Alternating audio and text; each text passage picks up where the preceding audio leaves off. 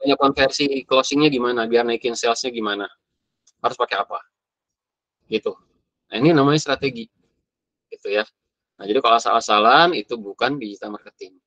Oke, sip. Kenapa harus pakai digital marketing? Karena gaya hidup, gaya belanja sekarang semua orang sudah beralih pakai internet, ya.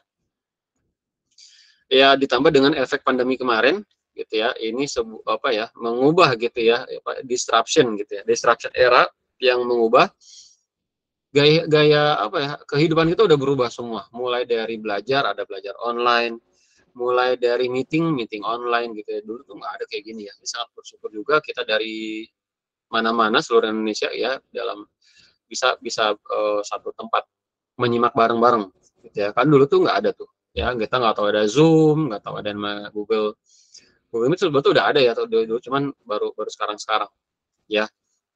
Kemudian nah jadi sampai terbawa sampai sekarang gitu ya, sampai belanja kebutuhan dapur gitu ya juga pakai online gitu.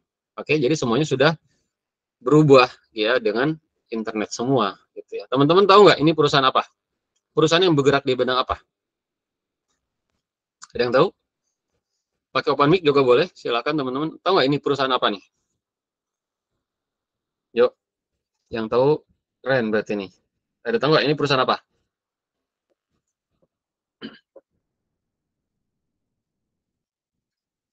Apa? Ada yang tahu? Ini perusahaan yang gerak di bidang properti, ya. Airbnb ini adalah perusahaan yang bergerak di bidang properti, tapi tidak punya bangunan satupun. Coba, oke? Jadi perusahaan properti nggak punya bangunan, oke? Ada lagi, ini adalah perusahaan kuliner, tapi tidak punya tempat makan. Ya, ini GoFood. Oke, lalu ada Uber. Ini perusahaan transportasi, tapi tidak punya kendaraan satupun.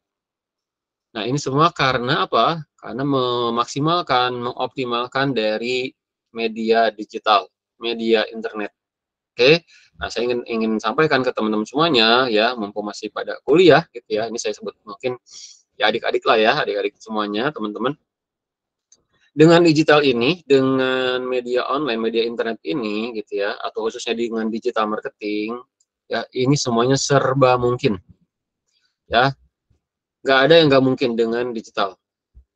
Oke, yang pemalu gitu ya, ini semua bisa sekarang, bisa jadi terkenal, bisa punya apa, penghasilan.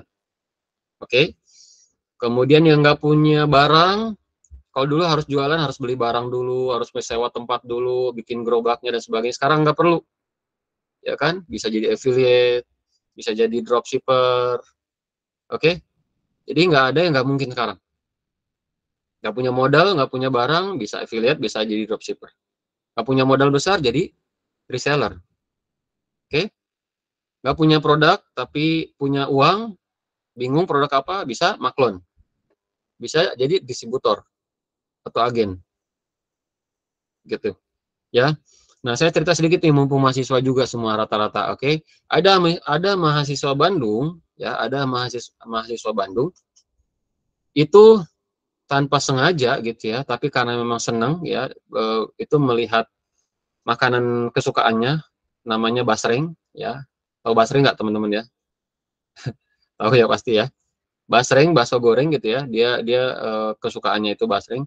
Nah, dia berpikir, ya kan gimana ya kalau basreng ini nggak cuma terkenal di daerahnya di Bandung, tapi seluruh Indonesia, bahkan seluruh ke luar negeri. Nah, dia berpikir, akhirnya dikeringkan, ya, si basrengnya, kemudian dikemas, lalu diiklankan. Oke, diiklankan kemana? Ke luar negeri. Diiklankan ke luar negeri. Oke, nah, tidak terduga gitu ya, di luar dugaan, ya, di luar ekspektasinya dia, ternyata di luar itu rame, di luar itu banyak peminatnya, teman-teman, basreng, bakso goreng. Ya, itu tanpa dia apa namanya, tidak disangka gitu ya, sampai omsetnya itu sekarang 600 juta per bulan. Penjualan tertinggi itu ke Taiwan, ya, ke Taiwan, jualan basreng. Nah, jadi kita nggak perlu apa ya, istilahnya harus, oh bisnis harus yang apa, kelasnya yang tinggi ya kan, produknya yang keren dan seperti apa, nggak perlu. Kita bisa melihat dari sekitar kita itu kalau kita kemas, kalau kita memang kreatif, ya itu bisa bisa rame, ya. Teman-teman mungkin kalau lihat juga apa ada juga yang di Kalimantan gitu ya, seorang karyawan. Nah, dia juga sama berpikir gimana kalau bakwan ini enak gitu ya, yang menurut di sekitar itu paling enak, ini bisa dirasakan ke seluruh Indonesia gitu ya. Dia coba jajal ternyata juga beneran rame, beneran buka cabang di mana-mana. Ya, teman-teman bisa cari namanya bakwan Pontianak gitu ya, dengan kemasannya bagus, ya kan. Itu bakwan loh, cuman bakwan isinya coba. Oke? Nah, jadi dengan digital marketing ini siapapun bisa berhasil, bisa sukses dengan bantuan digital. Ya, menurut data terbaru pun ya, orang yang memang fokus di digital itu lebih cepat suksesnya dibanding yang konvensional. Kalau mungkin kita tahu ya, orang-orang sukses dulu mungkin ya rata-rata udah tua, umur 50, 60 gitu ya. Kita lihat sejarah success story ya kan, orang-orang sukses biasanya udah tua-tua lah. Nah, dengan sekarang kita lihat ya kan, ada Mark Zuckerberg ya kan, orang terkaya di dunia nomor berapa tuh sekarang ya, yang punya Meta ya, Facebook, Instagram, nah, itu masih muda. Ya, yang punya TikTok masih muda juga. Oke. Yang punya apa lagi? Amazon, yang punya Gojek, yang punya apa itu rata-rata masih muda-muda. Nah, kenapa? Karena digital gitu. Ya, oke. Jadi dengan digital ini serba mungkin dan serba bisa apapun gitu. Nah, untuk yang memang tujuannya berkarir, ya karena saya lihat rata-rata kuliah ya, saya sering mengisi di banyak kampus gitu ya. Begitu saya tanyakan mau lulus kuliah gitu ya, dengan digital marketing itu dengan digital marketing mau untuk kerja atau untuk berbisnis atau usaha. Itu 80% menjawab untuk bekerja, untuk karir ya kan. Nah, jadi kalau untuk tujuannya karir teman-teman ya, kenapa harus digital marketing? Saya bilang ini paling tepat gitu ya, karena digital marketing ini diperlukan oleh semua kalangan. Ya. Jadi kalau kita punya skill digital marketing, kita ini sedang dicari. Ya. Kalau kita punya skill digital marketing, kita itu dicari perusahaan. Kita nggak perlu nyari, memang sih perlu nyari ya tetap ya. Tapi kita itu dibutuhkan, kita itu diperlukan. Semua kalangan, semua bidang bisnis, semua perusahaan ya, perusahaan di bidang apapun itu memerlukan digital marketing gitu ya. Jadi sehingga kita nggak perlu khawatir susah nyari kerja kalau punya skill digital marketing, saya jamin ya, asal memang skillnya memang terbukti ya, dan punya sertifikat. Tapi begitu di testing ya kan, di apa istilahnya di masa percobaan kita nggak terbukti ya. Jadi gitu. Kita diperlukan semua kalangan. Paling dicari saat ini, oke? Ada selain digital marketing, ada juga data analis, ya data science gitu ya. Juga dicari juga, tapi digital marketing juga sama, itu juga paling dicari. Jadi tepat kalau teman-teman memang mau memperdalam, memang mau benar-benar menguasai ini, punya masa depan yang cerah, punya masa depan yang bagus. Kalau untuk punya skill digital marketing. Oke. Nah, kemudian kalau untuk digital marketing itu harus punya dua sisi ini. Harus punya dua-duanya. Oke. Harus punya sisi kreatifnya, harus punya sisi analitiknya. Nggak bisa salah satunya. Nggak bisa. Kalau untuk digital marketing ya. Oke. Kreatif itu seperti apa? Misalkan kreatif itu kita membuat konten. Ya kan? Kita harus membuat konten video, membuat konten gambar, kita membuat konten tulisan gitu ya, audio. Itu memerlukan sisi kreatif. Gitu, ya kan? Kalau kita nggak punya sisi kreatif, ya konten kita nggak menarik, ujung-ujungnya nggak menghasilkan. Ya nggak berdampak apa-apa gitu ya. Nah, kedua adalah sisi analitik atau sisi eksaknya analitik. Nah, contoh kita beriklan ya kan, kita harus menghitung ya berapa jumlah reach-nya, berapa jumlah impression-nya, berapa jumlah cost per klik-nya, berapa jumlah cost per lead-nya, berapa jumlah CTR atau click to rate-nya, berapa bounce rate-nya, berapa conversion rate-nya, dan sebagainya, itu adalah analitik. Kalau kita nggak suka angka-angka, kita nggak suka rumus-rumus, ya itu susah juga. Kalau kita mau sebagai digital marketing, itu harus suka, harus menguasai juga, gitu. Oke, karena setelah kita buat konten kreatifnya, kita harus menganalisa, lihat insight-nya berapa, gitu, berapa pertumbuhannya, gimana, ya kan, ada yang salahnya gimana. Kita analitik, harus main angka-angka, main data-data juga di situ. Jadi harus senang dua-duanya, gitu. Nah, data terbaru ini belum update ya teman-teman ya. Februari 2022 itu menyebutkan ya, merilis ada data dari We Are Social bahwa penduduk Indonesia itu sudah hampir di 280-an kalau nggak salah sekarang. Ini kan tahun lalu ya, 2022. Nah, ini 2023 sekarang udah hampir 280-an. Dan yang menggunakan internet itu hampir 80%. Kalau 2022 masih 73%. Nah, kalau 2023 sekarang hampir 80% penduduk Indonesia sudah menggunakan internet. Ya, sudah penetrasinya ini sudah 80%. Mungkin 5 tahun, 10 tahun ke depan ini sudah 100% semua orang Indonesia sudah pakai internet. Oke, coba bayangkan.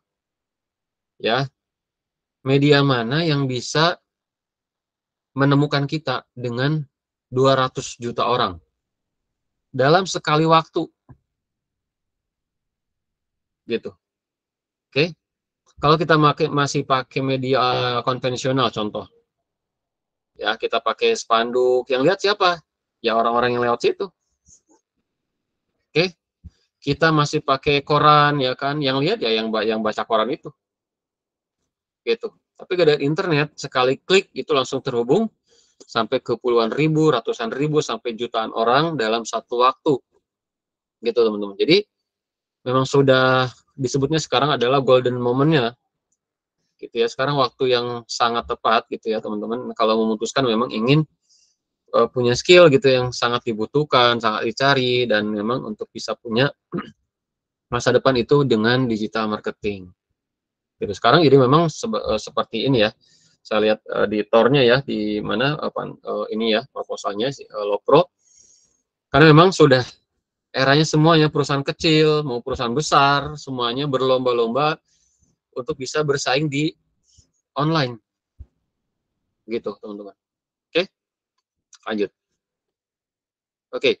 Berikutnya adalah main reason for using the internet. Oke, primary reason why internet user age 16-64 use the internet. Jadi alasan utama orang itu menggunakan internet, ya, alasan orang nih menurut data nih ya, sebanyak 80,1% orang pakai internet untuk finding information, untuk mencari informasi.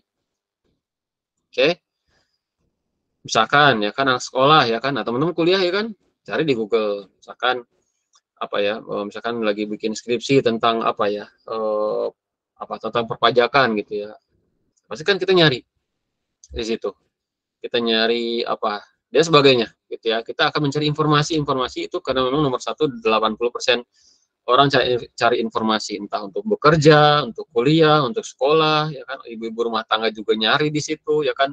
Resep bikin sayur asem, ya kan. Resep bikin nasi goreng apa tuh spesial, misalkan gitu ya. Pasti itu nomor satu, nyari informasi sekarang. Oke.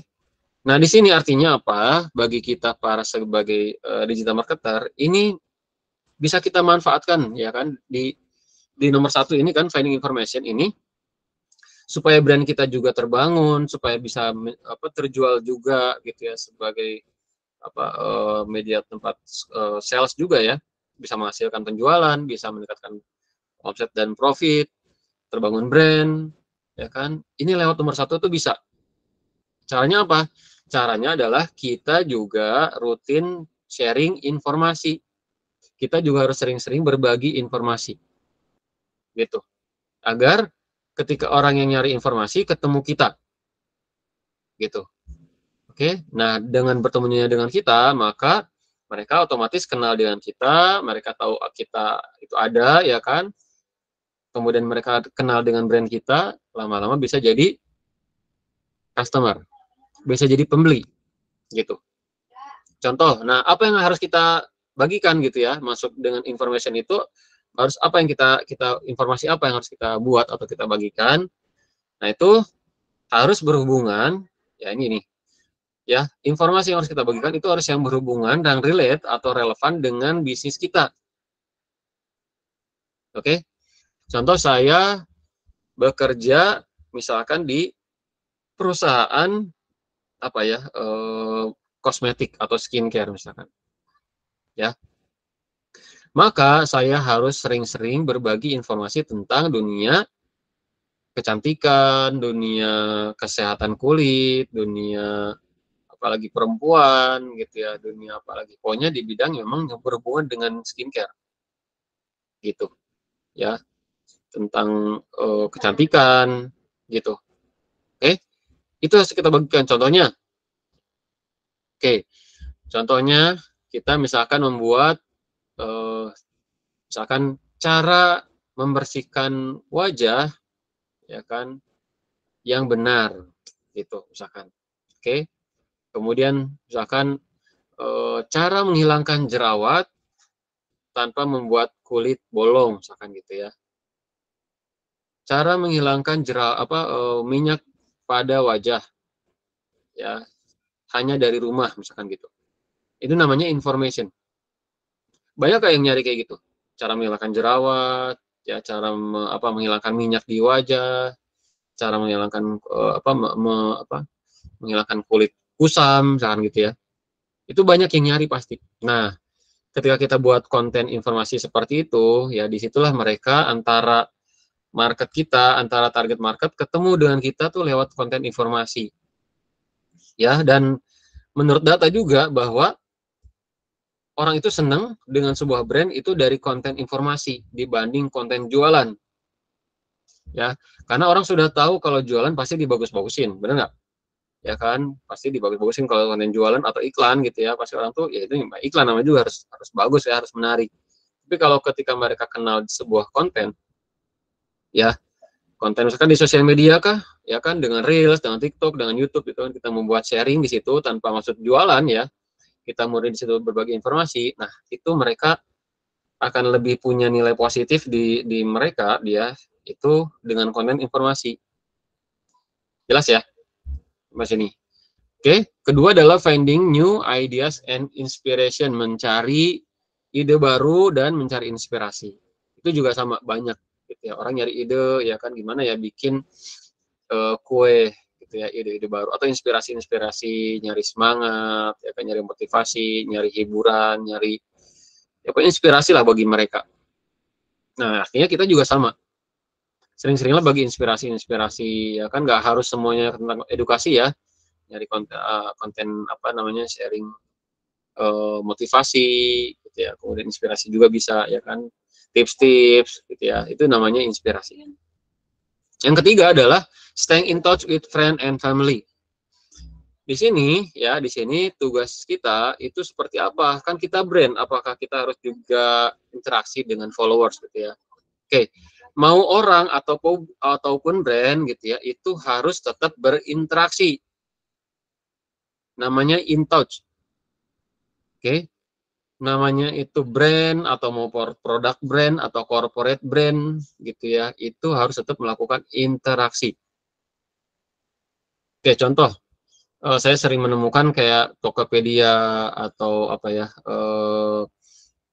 Telkomsel, ya mereka tetap interaksi ke followernya. Jadi ada postingan orang, itu mereka tetap like dan komen, gitu. Bukan sebuah brand itu harusnya disukai dan dikomentari aja enggak. Tapi sebagai brand pun ya itu harus tetap dia diposisikan gimana seperti orang.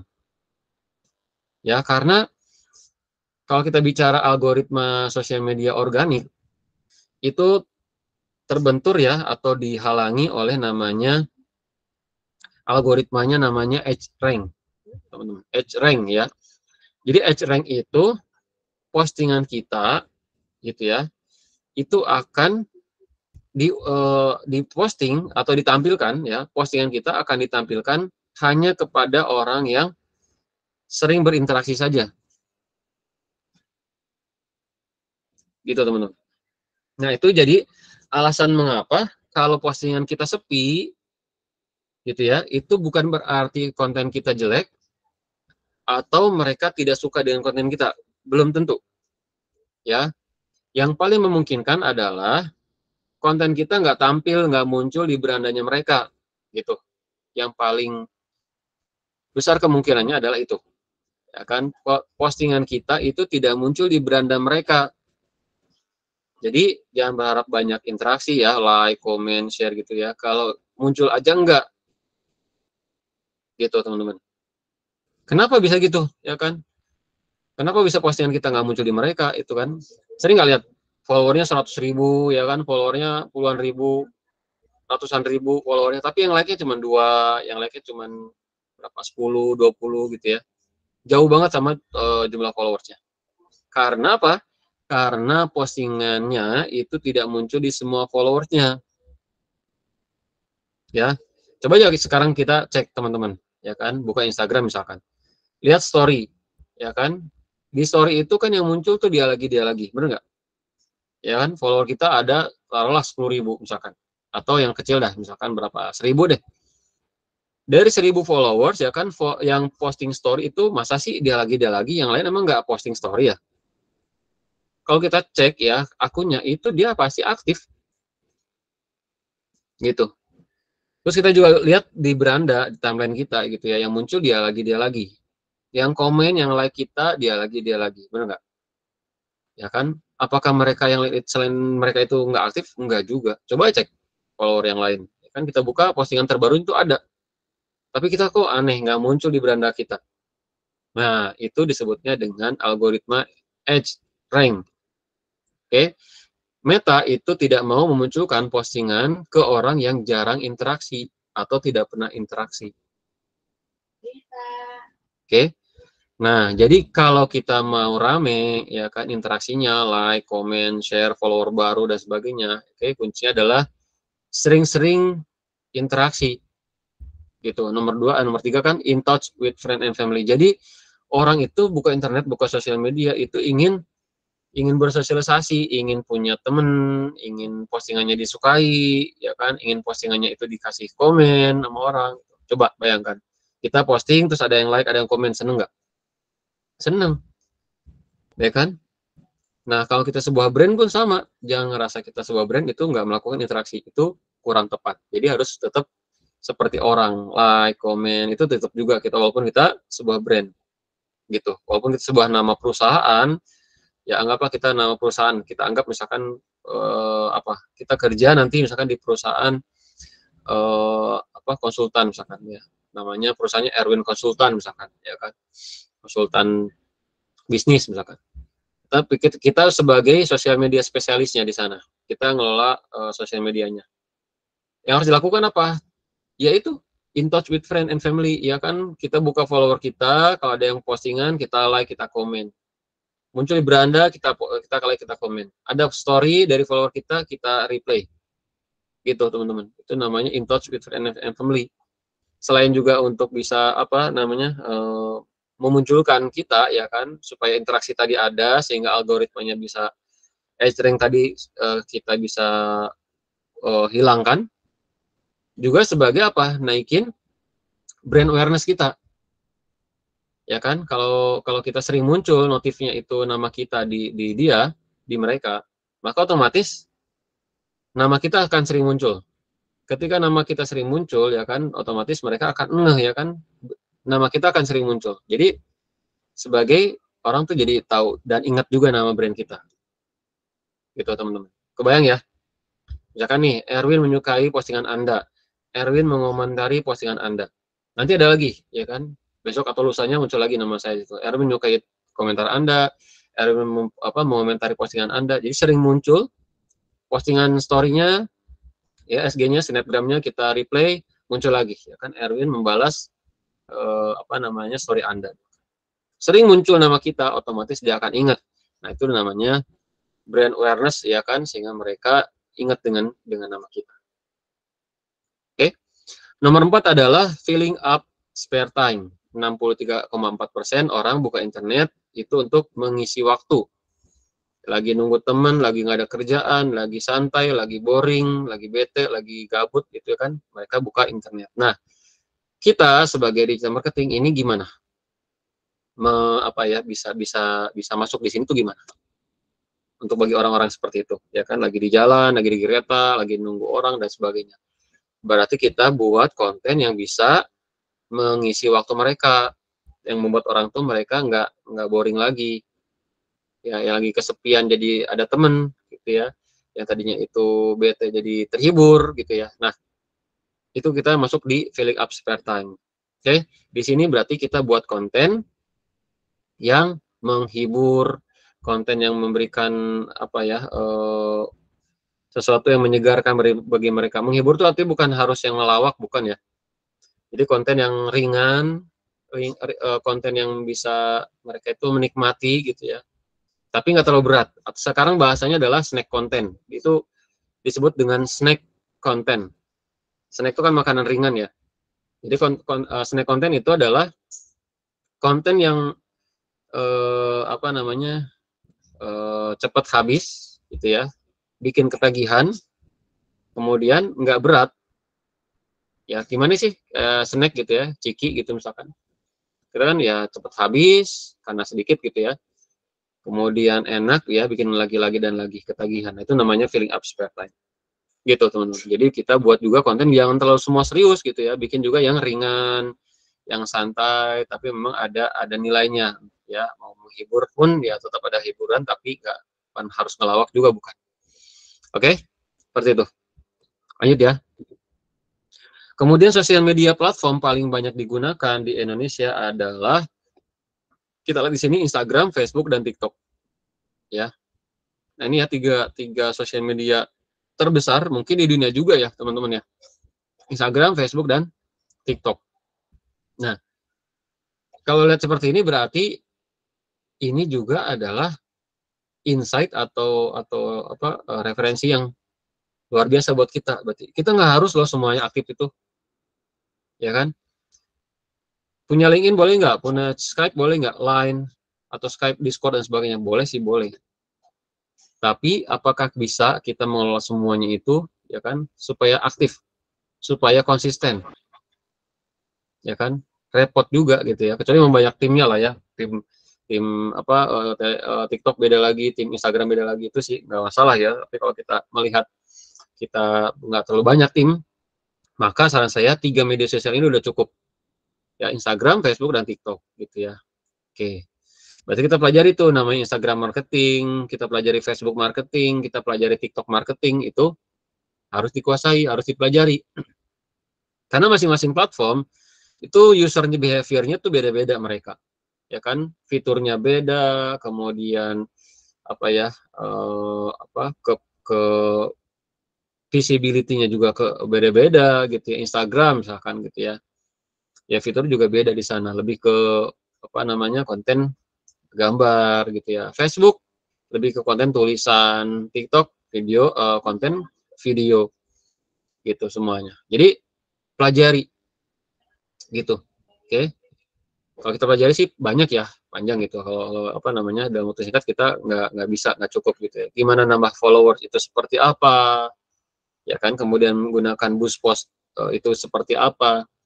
Punya punya riset hashtag, riset caption gitu. Kalau di Facebook gimana cara dapetin teman tertarget, gimana biar masuk ke top feed, ya bisa masuk ke explore, bisa masuk ke suggest post. TikTok gimana masuk ke halaman for your page, ya gimana untuk riset konten yang sedang tren, ya kan, audionya, kemudian ke TikTok Shop, TikTok Live, TikTok Affiliate, TikTok Bisnis, TikTok Ads, dan sebagainya. Jadi kita pelajari tuh, gitu ya, harus dipelajari. Oke, lanjut.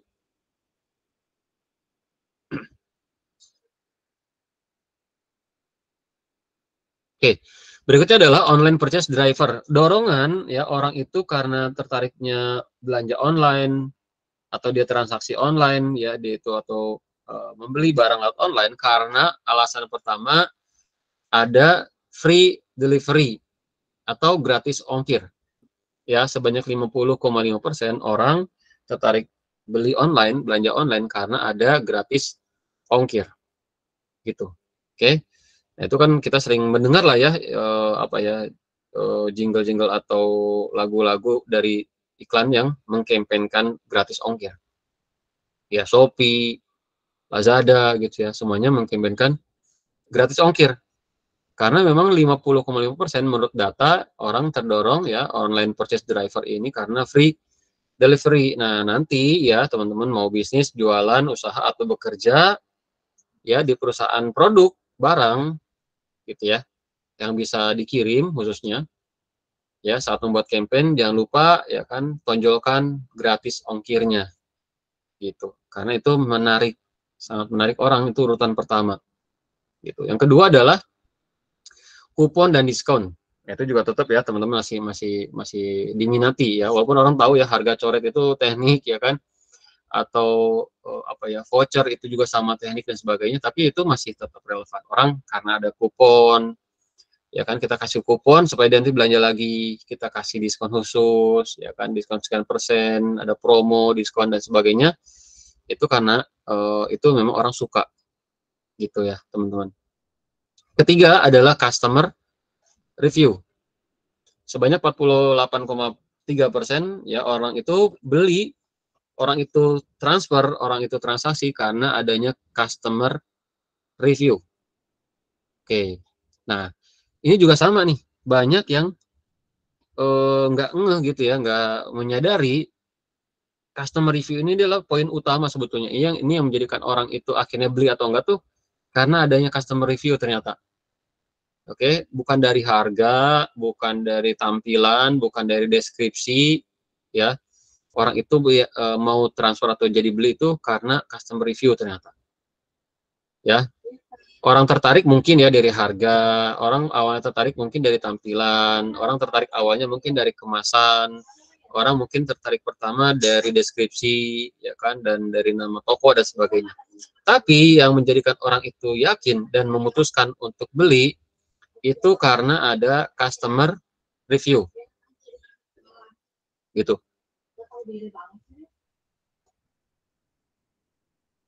Oke, customer review itu artinya ulasan ya atau rekomendasi atau testimoni gitu teman-teman. Itu namanya customer review. Itu sebanyak 48,3% itu yang memutuskan orang untuk beli, untuk belanja. Oke, kita coba buktikan. Oke, saya tanya nih ke teman-teman semuanya. Ya, ketika misalkan kita mau nyari barang apa ya, misalkan jam tangan ya atau barang apapun lah teman-teman. Ya, jam tangan atau baju atau sepatu dan sebagainya. Oke, kita masuk ke marketplace misalkan. Ya, kita lihat-lihat di sana bagus-bagus lah barangnya gitu ya. Nah, kita tertarik ada dua barang nih. Oke. Yang toko A itu harganya 100.000. Yang toko B sebelahnya 120.000. Oke. Yang toko A ya 100.000 itu belum ada penjualan. Oke. Nggak ada testimoninya juga. Kemudian yang sebelahnya toko B, kita lihat yang 120.000 ya ada penjualannya sudah 1.000 terjual, testimoninya juga sudah ratusan ya kan, pas kita lihat juga testimoninya itu positif semua, menarik semua ya kan, puas semua misalkan. Saya tanya ke teman-teman, kira-kira milih yang 100.000 atau 120.000 nih, toko A atau toko B teman-teman? Saya mau tanya dulu, coba boleh dikasih respon. Toko B, Kak. Toko B. Oke, yang lain ada yang toko A nggak? Ada? Toko B rata-rata. Oke, nah kenapa toko B ya kan? Saya yakin semuanya karena kita lebih percaya ya kan, ada testimoni, ada total penjualan ya kan di situ. Itu yang menambah orang percaya gitu. Berarti apa di sini? Harga itu bukan satu-satunya menjadikan orang itu beli. Ya, semurah apapun, sebagus apapun ya kan, kalau belum membuat orang percaya, itu nggak akan terjadi penjualan, nggak akan terjadi transaksi gitu. Ini adalah apa ya sebutnya consideration stage ya. Orang itu butuh satu lagi Ya kan, mungkin gini, urutan orang beli ya teman-teman ya, urutan orang beli itu suka, kenal dulu ya, kenal, suka, yakin, baru beli. Ya, ini nggak ada di slide nih teman-teman. Silahkan dicatat ya. Jadi urutan orang itu untuk bisa jadi pembeli itu kenal, suka, yakin, beli. Ya, jadi nggak ada orang yang tiba-tiba tuh langsung percaya beli transfer, nggak ada. Apalagi online sekarang, apalagi era sudah terbuka begini, orang benar-benar harus compare, dia membandingkan dulu, cari tahu dulu ya kan, sosial medianya aktif enggak, sosial medianya dipercaya atau enggak ya kan, cari di Google, cari sosial media, cari dan sebagainya. Jadi orang tuh nggak langsung beli saat itu juga, itu sangat jarang gitu ya kan. Pertama ketemu kita dari iklan atau dari konten kita, itu namanya kenal. Mereka ketemu kita ya kan, dari postingan edukasi kah, dari postingan jualan kita, promosi iklan gitu kan, itu namanya kenal, ketemu kita. Apa nih? Erwin Skincare ya kan, bisa membuat wajah Anda glowing dan putih mulus seperti wanita Korea misalnya. Oke, dia penasaran, nah itu namanya kenal. Dia pertama kenal dulu. Oke, masuklah ya kan ke website kita, lihat sosial media kita ya kan. Ada kan orang yang kepo dengan akunnya ya kan, dibuka-bukalah dia. Dia visit lah ke akun kita. Itu namanya, dia juga sama, itu namanya melihat media sosial kita. Ada juga yang orang buka di marketplace, ada nggak ya tokonya, kita cari gitu kan. Nah, itu namanya adalah kalau dia memang dia di situ suka ya kan, dari postingan, oh ternyata IG-nya bagus ya, IG-nya menarik ya kan, postingannya, warnanya, tampilannya ya rapi, menarik. Dia suka tuh. Atau masuk ke websitenya atau ke landing page-nya gitu ya. Mereka masuk ke sales page-nya, dibuka-buka informasi di sana juga suka mereka ya kan, tampilannya, UI UX-nya juga menarik ya kan, kemudian juga tampilan layout-nya juga enak, navigasinya juga mereka mudah ya kan, dia suka di situ. Atau ke marketplace, dia buka-buka di sana ya kan, deskripsinya rapi, ada foto-foto tampilannya juga, depan belakang semuanya juga ada, videonya juga ada, kemudian apa, deskripsinya, harganya dan sebagainya kan, dia suka tuh di situ. Tapi belum tentu tuh, belum jadi beli. Udah kenal, udah suka, belum tentu beli. Tapi satu lagi ya kan, bikin orang harus percaya. Nah ini ya kan, atau disebutnya kita harus trust building. Oke, bangun keyakinannya, ini yang menentukan dia itu jadi beli atau enggak di sini nih. Gitu ya. Nah, saya kasih tips juga agar membuat orang itu percaya, agar orang membuat itu dia itu yakin. Karena selangkah lagi nih, kalau di sininya gagal, maka nggak jadi beli. Di sininya berhasil, jadi beli. Oke, karena banyak di luar sana juga sama yang jualan kayak kita. Harga di bawah kita juga banyak, produk yang sama dengan kita banyak banget. Maka agar mereka memilih kita, ya kan, itu dengan cara 3R, teman-teman. Ya, silakan dicatat bahwa membuat orang yakin, membuat orang percaya, ya, sehingga bisa closing, sehingga misalkan anggaplah teman-teman punya skill program coding, ya kan, bikin website, bikin landing page, bikin aplikasi dan sebagainya. Ketika jualan ya banyak lah ya, teman-teman saya juga banyak ya, mereka punya skill tapi ketika dijual tuh sama, nggak laku, susah banget ya dapat klien misalnya. Ya caranya, bukan bukan bukan bukan produknya nggak bagus, bukan jasanya juga nggak profesional, nggak, tapi caranya kita yang nggak membuat orang itu trust gitu. Oke, cara buat orang yakin, cara buat orang percaya agar dia bisa menjadi customer, bisa jadi pelanggan, bisa jadi pembeli, itu dengan 3R. Oke, R yang pertama adalah review, testimoni. Jadi kalau ada pembeli itu jangan ditinggal, jangan dilepas. Ya habis manis sepah dibuang gitu ya. Kacang lupa kulitnya gitu. Jadi ketika ada yang beli itu ditanyakan lagi seminggu atau 2 minggu kemudian, kita tanyakan lagi. Ya misalkan jual apa ya? Baju. Halo Kak gitu ya. Bagaimana Kak, mau apa? Kami mau konfirmasi atau mau tanya gimana dengan kaos yang kemarin dibeli. Apakah nyaman? Apakah, atau masih ada yang kurang Kak dengan kami? Atau gimana Kak kesannya? Atau langsung tembak aja, gimana Kak kesan positifnya setelah pakai produk kami? Itu ditanyakan lagi, konfirmasi 2 minggu kemudian. Ya kan? Kalau dia jawabnya lewat chat, itu kalau dia puas, kita screenshot. kita capture, ya. Kalau dia memang menunjukkan sangat puas, ya kan, sampai mungkin kita ngerasa kayak bukan kayak customer lagi, kayak keluarga, ngobrolnya udah ngeblend, udah nyambung, udah nggak canggung lagi, kita boleh minta video singkat, gitu. Oh baik Kak, terima kasih banyak. Kak boleh nggak kira-kira kalau kita minta waktunya sekitar 15 detik aja, ya kan, memberikan video kesan positifnya menggunakan produk kami, gitu. Oke, itu diambil videonya, kalau dia ngirim, nah itu disimpan. Itu di kemanain tuh? Posting. Jangan disimpan di handphone, ya kan, jadi koleksi gitu, nggak, bukan gitu, tapi diposting.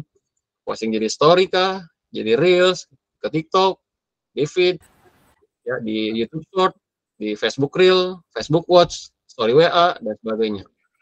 Ya kan, jadi customer itu menambah keyakinan orang. Ya, kemudian ada lagi, itu baru review, ada lagi namanya. Kak Erwin sebentar ya. Kak Erwin, kita dijadwalkan untuk sudah masuk sesi tanya jawab. Jadi mungkin buat peserta sekalian nanti silakan yang sudah merumuskan pertanyaannya untuk nanti diajukan di sesi diskusi sebentar lagi ya. Silakan Kak Erwin. Oke. Berapa menit lagi nih Kak Balkis? Berapa lama lagi sesinya?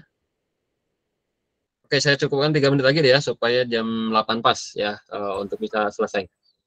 Ada review, ada rating. Yang kedua, rating itu artinya kayak berapa sudah terjual, sudah berapa customer yang sudah pernah beli, ya, sudah berapa tempat sudah terkirim, itu namanya rating. Itu juga sama di publish gitu ya, disampaikan. Itu menambah keyakinan. Lalu ada namanya recommendation gitu. Itu sama, itu adalah rekomendasi dari orang, apalagi dari yang sudah punya power, itu menambah keyakinan. Contoh, kita kerjasama dengan influencer, dengan selebgram, dengan tokoh gitu ya, itu ketika mereka rekomendasikan kita, itu menambah keyakinan gitu teman-teman. Itu namanya customer review. Oke. Lalu source of brand discovery itu artinya orang itu kenal sebuah brand rata-rata dari search engine yang pertama, dari Google. Berarti dari sini apa? Kita harus pelajari namanya search engine marketing. Ya, ada namanya Google Ads, Google Shopping, Google Discovery, Google YouTube Ads, Google Display Network gitu ya. Itu namanya search engine marketing. Itu pelajari. Gimana caranya tampil di Google, iklan kita muncul di YouTube, iklan kita muncul di website orang lain, ya kan? Itu juga pelajari. Kemudian ada social media ads. Itu harus juga gitu ya, gimana tampil iklan kita sponsor ya, iklan di Instagram, TikTok, di Facebook gitu ya, itu namanya social media ads gitu. Oke. Nah ini ya, jadi waktu saya searching di digital marketing, di LinkedIn ya, ada 4.000 lebih perusahaan yang mencari digital marketer. Sekelas Kompas, Wings, Detik, itu semuanya mencari digital marketing gitu. Juniornya aja itu 7 jutaan minimal. Baru junior. Kalau udah senior udah hampir belasan juta, teman-teman. Tertarik ya? Gitu. Jadi sangat tepat gitu ya kalau teman-teman mempelajari, memperdalam digital marketing.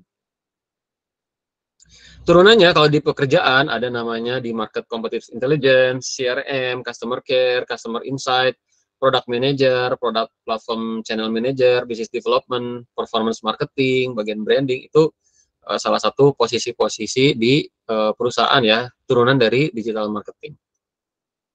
Oke, mungkin terakhir ya, prinsip. Oke.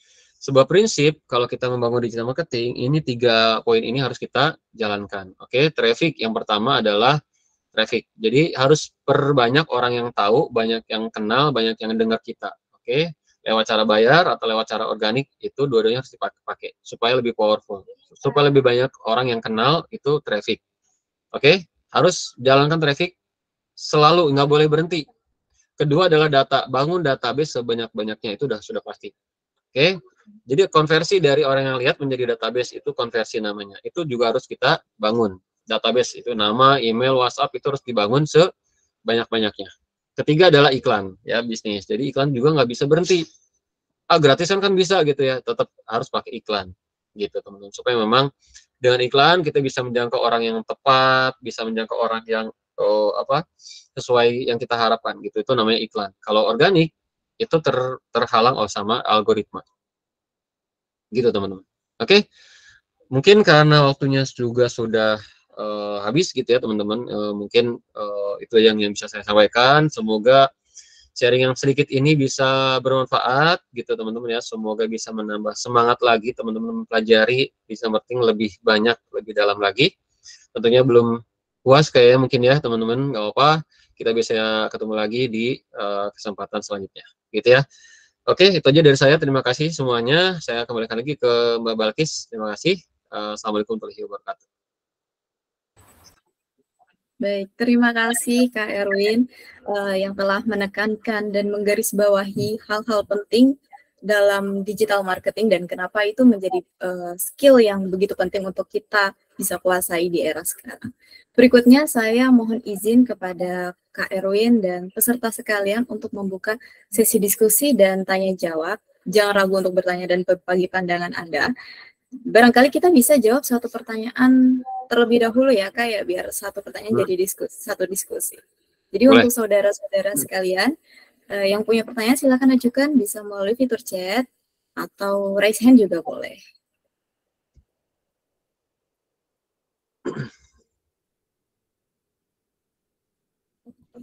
Oh ya, ada Kak Ervina Damayanti, silakan Kak ajukan pertanyaannya, silakan dinyalakan mikrofonnya.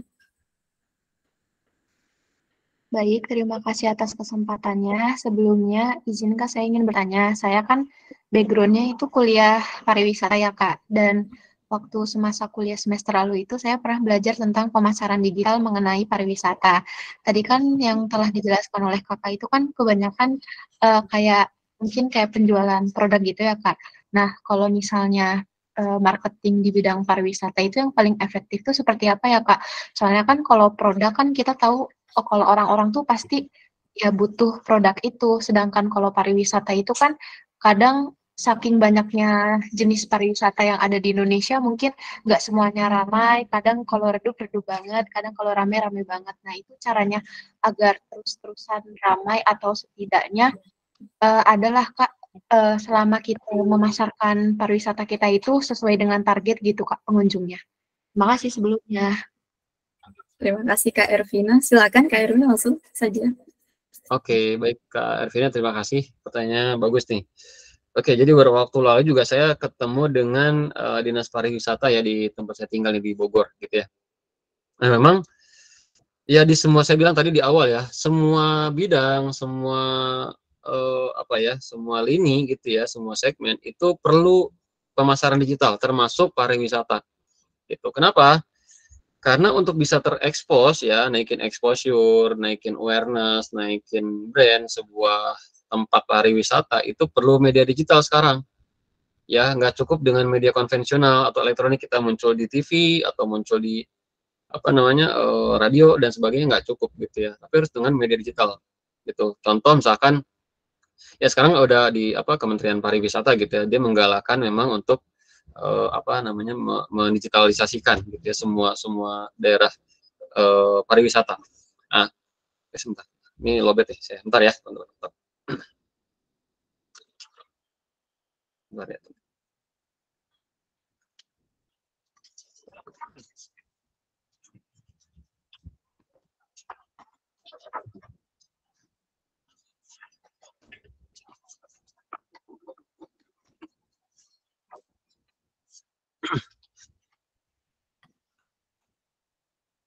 Oke. Nah, jadi saya lanjutkan tadi, jadi bahwa pariwisata juga sama. Dengan cara apa sih strateginya? Misalkan ya kan kita aktif bikin konten-konten dengan TikTok ya kan, kita review atau misalkan kita tentang bahas storytellingnya gitu gimana ya kan. Kemudian juga bisa maksimalkan dengan menulis artikel atau blog ya kan, tulisan-tulisan mengenai pariwisata di situ seperti apa. Itu namanya masuk ke SEO ya kan. Search Engine Optimization, gimana bisa ulasan atau tulisan kita bisa masuk ke halaman pencarian utama Google, halaman 1, halaman 2 gitu ya, itu SEO gimana caranya. Jadi kan kita juga sama nih, saya yakin deh semuanya deh, ya kan kita mau berlibur misalkan ke mana nih, Bandung, ya kan kita nyari di Instagram, ya kan tempat wisata di Bandung, bener nggak? Kita buka di Instagram, kita nyari di TikTok, kita nyari di YouTube, kita nyari di Google. Justru sangat besar juga teman-teman. Nah, besar, saya juga punya member gitu ya, sama dia bisnis apa ya di bidang travel gitu ya, untuk pariwisata. Ya, ketika memang sudah diiklankan, ketika sudah memang dioptimasikan websitenya, itu besar. Ya kan hasilnya sangat signifikan. Nah, artinya pariwisata pun gitu ya, itu juga sama harus ya kan memaksimalkan media atau digital marketing ini. Ya kan aktif di TikTok-nya, aktif review-review di YouTube-nya, kemudian aktif juga di websitenya, itu sangat penting juga tuh ya, website itu jangan sampai tertinggal karena website itu adalah aset digital paling utama. Dengan adanya pengunjung website, kita akan mengetahui apa namanya detail dari customer kita. Kita akan tahu usia mereka berapa, kita akan tahu lokasi mereka di mana, kita akan tahu mereka itu interestnya dengan apa, itu kelihatan kalau kita punya website gitu. Nah, jadi di sini pariwisata juga sama, Mbak Ervina ya, Kak Ervina. Jadi pariwisata pun harus memaksimalkan. Tadi poin-poinnya sering-seringlah bikin konten ya kan yang menarik, review tentang pariwisata. Enggak hanya jualan ya. Ini loh pariwisata yang bagus ya kan, yuk datang gitu. Nggak harus seperti itu. Nggak harus apa ya sebutnya hard selling, nggak harus. Ya era sekarang adalah eranya soft selling. Kita cukup kayak lagi apa ya, misalkan lagi makan ya kan dengan temen ngumpul, tapi view-nya tuh view pariwisata di situ gitu ya. Itu naikin juga brand, bakal yang nanya di mana tuh tempatnya dan sebagainya gitu ya. Nggak harus yuk kita datang ya kan ada tempat baru nih ya kan, spot terkeren di Bogor gitu, nggak harus kayak gitu. Jadi bisa lagi apa ya kan kontennya soft selling. Nah, itu namanya kita pelajari konten marketing ya kan, gimana bikin konten relevan, gimana bikin konten yang menarik ya kan, ya nggak ketahuan jualan itu seperti apa. Mungkin sih seperti itu Kak Ervina, apakah menjawab? Baik, Kak. Terima kasih banyak, Kak. Oke, siap, sama-sama Kak Ervina. Iya, baik. Terima kasih. Bagaimana teman-teman peserta lainnya? Ada Kak Enda Oktaviana, silakan Kak, aktifkan mikrofonnya. Terima kasih Kak Bagis. Saya mau bertanya, ada nggak sih Kak standar konten yang menarik itu kayak gimana? Soalnya saya kan juga lagi garap komunitas sekarang. Nah, itu tuh kayak agak sulit gitu untuk menambah followers baru. Terus juga biar apa? Ya mereka itu buat komen gitu Kak. Jadi kayak krik-krik gitu. Nah, mungkin ada saran dari kakaknya. Terima kasih. Okay. Terima kasih Kak Enda, silakan Kak Erwin. Ya, menarik juga nih Kak Enda pertanyaannya, terima kasih. Jadi yang disebut menarik tuh kayak gimana sih gitu ya? Kadang udah bikin seharian, yang nonton masih krik-krik gitu kan, sepi. Adapun yang like 2 orang itu juga cuma kita sama admin gitu misalkan. Ya, oke. Jadi yang menarik itu teman-teman semuanya, yang disebut menarik, yang menarik itu adalah yang memang menghasilkan konversi. Ya, gini, kita harus punya standar atau punya KPI. Kita punya apa ya, matriksnya gitu ya, kita ukur. Oke, jadi misalkan konten ini harus menghasilkan interaksi.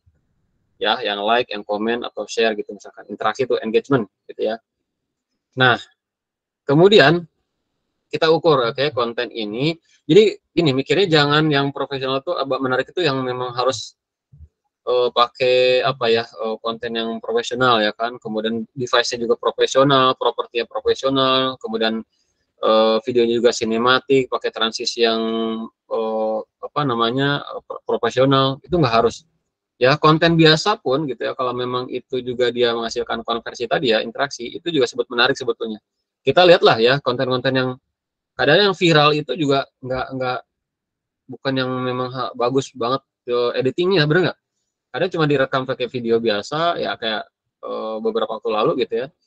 Saya juga pernah lihat ramai banget sampai jutaan, itu cuma nge-shoot apa tukang sayur gitu ya, tukang sayur di video ya kan dengan cerita sehari-hari dan sebagainya, itu viral sampai jutaan. Ya, saya waktu itu juga buat konten edukasi tentang ciri-ciri area kewanitaan yang sehat, itu sampai tembus 1,8 juta. Ya, beberapa lah ya saya tembus jutaan. Nah, itu kenapa? Nih tipsnya ya Kak Enda dan teman-teman semuanya. Jadi konten menarik itu harus tahu dulu ya, harus tahu dulu siapa market kita. Gitu. siapa yang akan lihat konten kita, untuk siapa untuk siapa konten ini akan dilihat, itu harus clear dulu. Ya, kita nggak bisa ini untuk semua orang. Ya, target kita bukan semua orang. Jadi apa namanya, follower kita pun harus dilihat apakah follower kita tuh emang gado-gado ya, artinya semua macam-macam orang ada di situ, atau memang tersegmentasi gitu ya. Kita harus pelajari. Mendingan 5.000 tapi tertarget daripada 100.000 itu nggak jelas. Karena apa? Karena kalau kita banyak-banyakan follower tapi nggak tahu, kita posting itu pasti sia-sia, nggak ada interaksi. Ya contoh kayak Anda bisnis misalkan makanan gitu ya, atau donat misalkan ya kan, posting ya kan cara bikin donat yang enak gitu ya. Di dalamnya followersnya bapak-bapak ya kan, mas-mas klinis, ya mau posting gimana pun nggak akan nggak akan di like atau komen. Mereka nggak butuh itu, mereka nggak suka itu gitu. Maka yang disebut menarik, pastikan dulu nih ya kan, untuk siapa, harus clear. Oke, harus clear. Kemudian konten menarik itu artinya tersampaikan. Ya, kita buat konten itu memang nyampe maksudnya itu apa.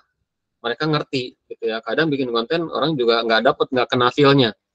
Ya kan, artinya nggak, jadi ngasih tahu enggak, menghibur enggak, ya kan, memberikan edukasi enggak, wawasan enggak, ya akhirnya nggak akan direspon apapun gitu ya. Sebenarnya adalah mereka menangkap sesuai dengan yang kita ini tujuannya adalah bikin mereka adalah terharu misalkan. Ya udah, gimana caranya bisa mereka juga terasa terharu dari konten kita. Nah, itu nyampe nih sesuai dengan objektif konten kita gitu. Itu disebut dengan menarik gitu ya. Jadi harus tahu siapa yang akan dapat, yang melihat konten kita.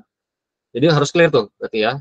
Maksudnya adalah kita harus mengetahui segmentasi market, targeting audiensnya harus clear, orang mana, usianya berapa, mereka sukanya apa, kerjanya apa, itu buatlah konten itu. Oke. Kedua, tadi ya kan harus tersampaikan maksud kita itu juga mereka harus ngerti. Nah, kalau perlu sih tes dulu. Biasanya kalau saya tuh tes dulu ya kan, post ke temen gimana, ya kan, ngerti nggak maksud dari konten ini. Terbawa kalau saya bikin konten lucu, dia ketawa nggak? Saya bikin konten motivasi, dia ngerasa termotivasi nggak? Saya bikin konten lucu, dia konten haru gitu ya, dia ngerasa ini nggak empati nggak? Nah, itu ya harus nyampe dari konten kita gitu ya kan. Yang terakhirnya adalah ya testing gitu ya, nggak semuanya itu yang kita itu udah buat bagus itu belum tentu juga mereka nggak lihat gitu ya. Tadi ya harus testing dulu, mungkin ya kan kita udah bagus, sudah sesuai tadi, tapi yang nggak muncul di mereka. Ya, saya balik lagi ke materi yang saya tadi, mungkin nggak muncul di berandanya mereka, sehingga interaksinya krik itu tadi ya, sepi karena nggak muncul di beranda. Maka harus interaksi, pelajari itu algoritma dan sebagainya gitu ya, pelajari digital marketing lebih dalam gitu. Kak Enda, mungkin semoga menjawab, semoga belum puas ya, bisa nanya lagi. Iya, bagaimana Kak Enda Oktaviani mau menanggapi kembali? Udah jelas. Makasih. Siap, ya. Kak Enda. Terima kasih, karena waktu kita dijadwalkan berakhir dalam 1 menit lagi. Barangkali itu tadi adalah pertanyaan terakhir ya Kak ya. Tapi sebelum kita akhiri sesi kita, saat ini kami akan menampilkan sertifikat yang kami siapkan untuk panelis kita malam hari ini, Kak Erwin.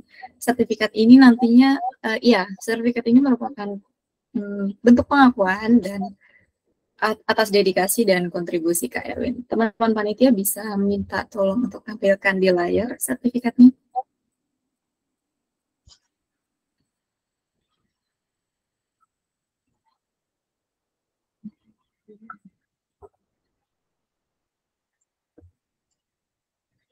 Halo teman-teman operator, sudah bisa? Ya, sebentar Kak. Iya.